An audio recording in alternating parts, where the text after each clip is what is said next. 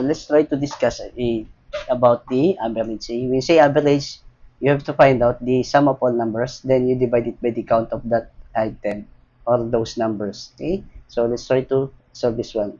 So as student scores 84, 92, 85, 90, and 105 quizzes. What is the average score on these 5 quizzes? So again, we have to add, or we have to sum up those given here. We have 84 plus 92 plus 85 plus 90 plus 100, eh?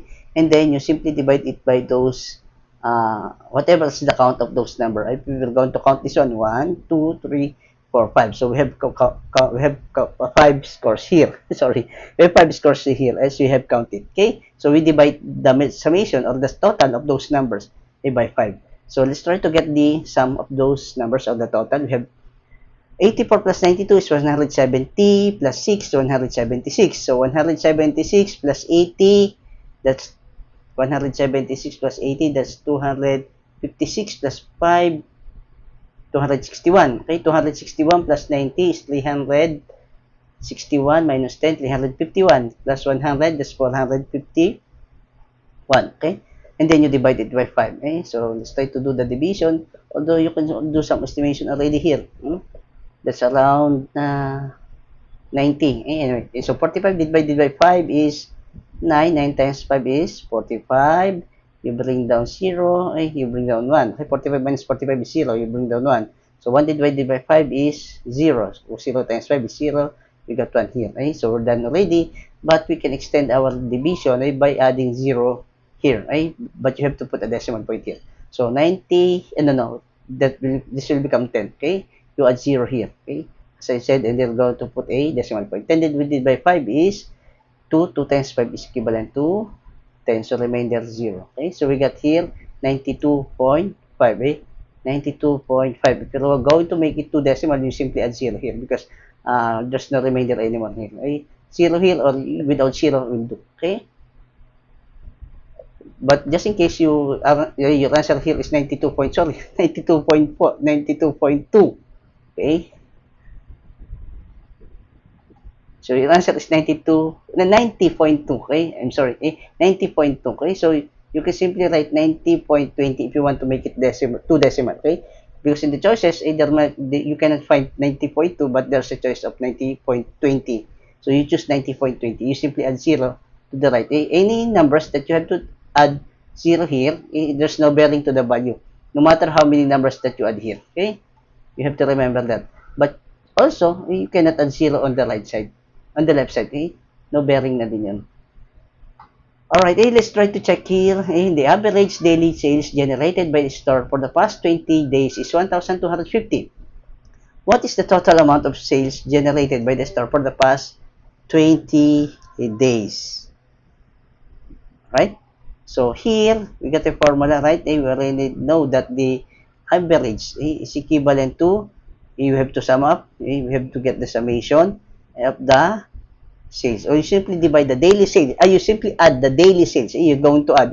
This symbol means that you have to add all those values or those sales. You need to find out the total sale or summation. And then you divide it whatever is the count of that sales, which is 20 in this particular given. Okay? So, ito yung total ng sales mo. I-divide mo sa 20, makukuha mo yung average ng sales mo. Okay? So, from here, we already know the average of sales is 1,250 based from the given here. Pero hindi natin alam ang total because that is being asked, okay? The total amount. So, here is the total amount. Okay? The summations of all the sales of the daily sales for 20 days. So, we divide it by 20. So, to get the summation of the total sales, again, interpolations, that will be 1,000, transposition, 1,250 times 20 is equivalent to summations of, or the total number of sales, okay? Total amount of sales, okay? So, 1,250 times 2 is 2,500, this is 25,000. Namali ako kanina, okay? So, this is the total sales, okay?